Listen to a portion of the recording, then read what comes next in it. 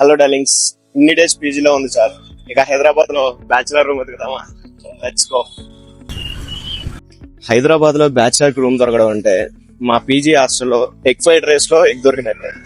అక్కడ ఎగ్ దొరకదు, ఇక్కడ రూమ్ దొరకదు. అలా ఉంది మా సిచ్యువేషన్. ఎక్కడికి వెళ్తున్నా మోస్ట్లీ ఫ్యామిలీ అని డిఫైన్ చేస్తున్నారు. లేదు అక్కడ టూలెట్ పెట్టి ఉన్నా కానీ మేము కాల్ చేసి సెల్ఫ్ ఇంట్రడక్షన్ అంతా చెప్పాక లేదు అని 25,000-30,000 ప్రైస్ చెప్తున్నారు. అప్పుడు మేము అరవకుండా రావాల్సి వస్తుంది.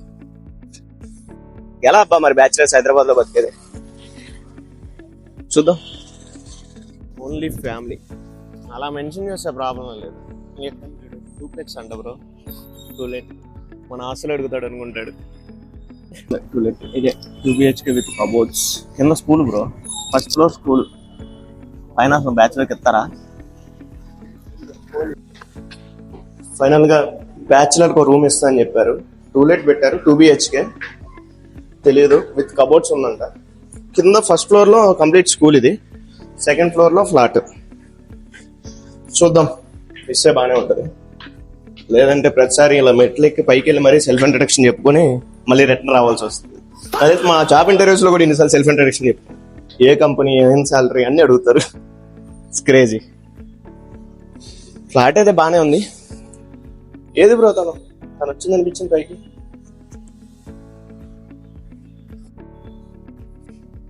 ఏ అనుకుంటా బ్రో, కేసీపీడి కమ్.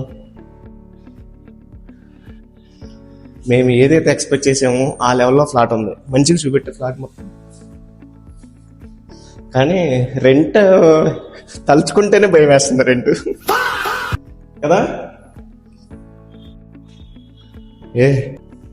సూపర్ ఉంది అసలు. కొత్తగా పెట్టాడు కబోర్డ్స్. ఇదివరకు కబోర్డ్స్ లేవంట. మొత్తం చూడలేదు, చూపెట్టు ఫ్లాట్ మొత్తం. చాలా బాగుంది. 2 BHK మొత్తం. నాకు తెలిసి కబోర్డ్స్, టీవీ థింగ్స్ ఇవన్నీ రీసెంట్గా పెట్టారు. ఫ్లాట్ అయితే చాలా బాగుంది. చూద్దాం మన వాళ్ళు ప్రైస్ అంతా చెప్తారు. ఏరియా కూడా చాలా ప్లెజెంట్గా ఉంది. లైట్స్ పని చేయి. అక్క మనం రమ్మని అక్క రాలే పైకి. అక్కడ ఉందో బ్యాచులర్స్కి ఇస్తామని చెప్పింది. సెకండ్ ఫ్లోర్ అన్న, మరి మనల్ని వెళ్ళి చూసుకుందాం అనుకుంటున్నాను. కింద కూడా చూడు, మొత్తం చాలా నీట్గా ఉంది. బ్యాచులర్ కి ఈ లెవెల్ ఆఫ్ నీట్నెస్ తో మనకి ఇల్లు దొరకడం అన్నదే వెరీ రేర్. వెంటిలేషన్ కూడా చాలా బాగుంది. మెట్రో కూడా ఆల్మోస్ట్ ఇటు రావచ్చు కదా. మెట్రో కూడా ఆల్మోస్ట్ కిలోమీటర్ కూడా లేదు, అంతే ఒక 1 kilometer వాకబుల్ డిస్టెన్స్. కింద మంచిగా ప్లే స్కూల్ ఉంది. పిల్లలు ప్లే స్కూల్కి వెళ్తున్నారు, చాలా క్యూట్ ఉన్నారు.